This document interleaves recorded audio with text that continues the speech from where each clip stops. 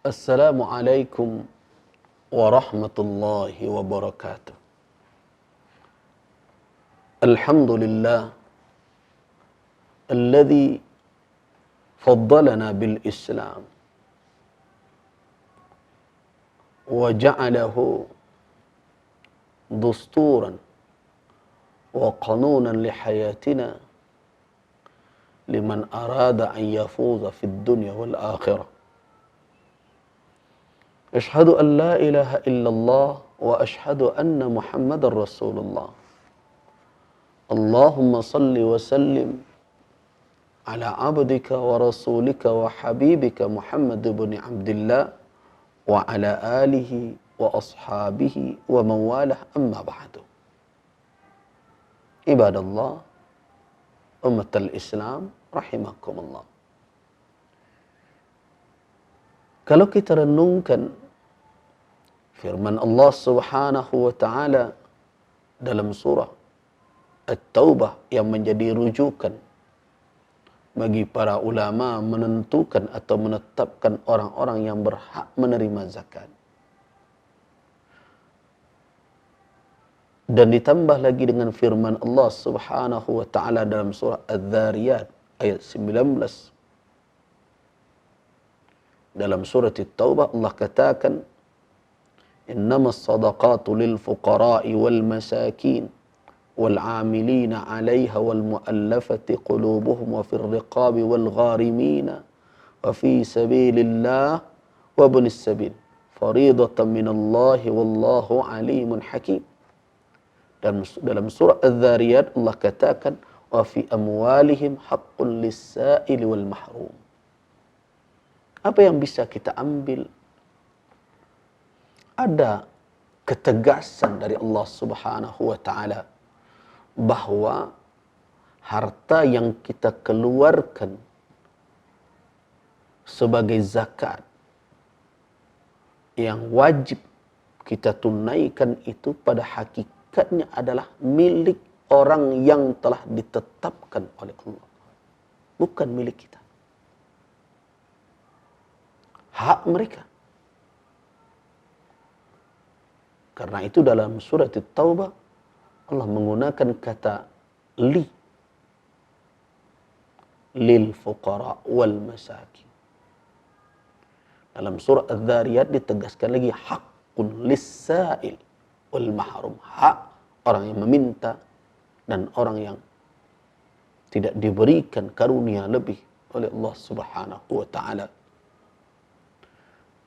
Nah, wahai kaum muslimin, karena itu perlu kita terus menanamkan kesadaran kepada para muzakki untuk menyadari hakikat kepemilikan yang sebenarnya.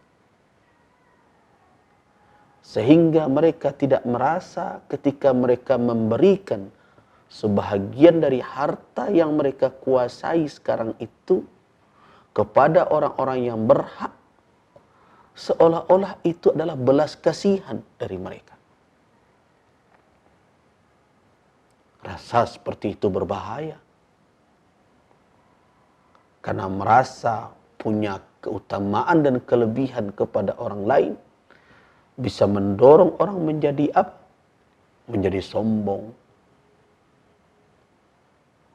Dan bisa mendorong orang memandang orang lain rendah karena hanya tangan mereka berada di bawah tangannya. Padahal Allah Subhanahu wa taala mengatakan bahwa harta itu milik mereka. Bukan milik orang yang kaya yang sedang menguasai harta itu. Nah, wahai kaum muslimin, itu satu sisi yang harus kita sadarkan setiap saat. Sebab kelupaan akan hakikat ini membuat perilaku seperti yang kita tonton, kita lihat hari ini. Memberi, tapi dengan cara meremehkan, tidak menghormati dan menghargai orang yang menerima. Ini adalah suatu sikap yang tidak patut. Bahkan tidak sedikit orang yang bangga menghimpun fuqara dan masakin di hadapan rumahnya. Tidak terenyuh hatinya melihat orang berebutan, kadang terinjak hanya demi mendapatkan puluhan ribu yang dia anggap itu adalah kebaikan hatinya. Padahal itu adalah kewajiban yang harus dia lakukan dan manfaatnya akan kembali kepada dirinya dan kepada hartanya. Karena itu perlu diperingatkan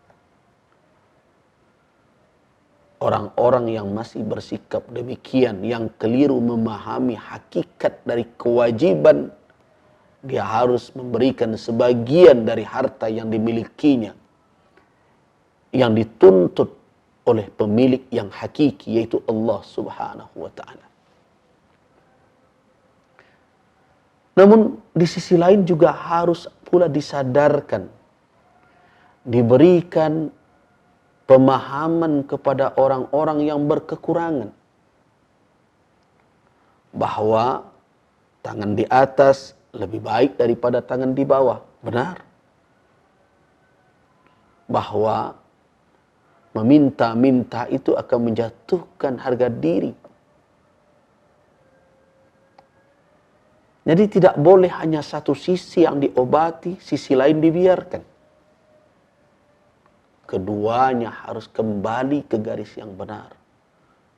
Merujuk kepada petunjuk syariat. Saya ingin ingatkan kepada saudara-saudara kita yang diuji oleh Allah dengan kekurangan. Suatu hadis yang diriwayatkan oleh Al-Imam Muslim rahimahullah dari Abi Bishr Qabisah ibn al-Makharik radhiyallahu an. Qabisah menceritakan, tahammaltu humalatan fa'ataitu Rasulullah sallallahu alaihi wasallam. Saya pernah memikul suatu beban tanggung jawab, dan itu bukan untuk kepentingan pribadinya, tetapi dia pikul secara pribadi.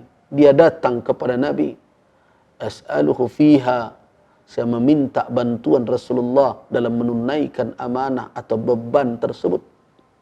Faqala, aqim hatta ta'tiyana as-sadaqah fana'mur lak. Istirahatlah engkau sejenak, tunggu sebentar sampai datang harta sedekah, nanti aku akan perintahkan itu untuk engkau, fana'mur laka biha.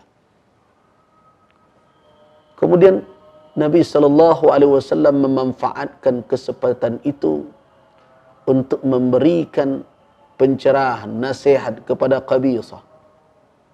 Qala ya Qabisah, innal mas'alata la tahillu illa li ahadi thalatha. Wahai Qabisah, sesungguhnya meminta-minta, bukan meminta-minta. So, banyak orang yang meminta tapi tidak meminta-minta. Meminta-minta la tahillu, tidak halal,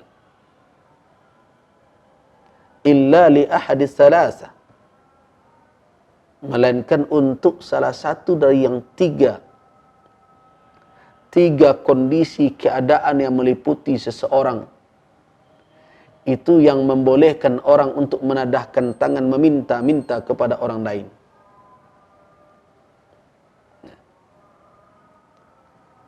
Siapa yang tiga itu? Rajulun tahammala humalatan fahallat lahul mas'alah hatta yusibaha thumma yumsik. Seseorang yang memikul beban tanggung jawab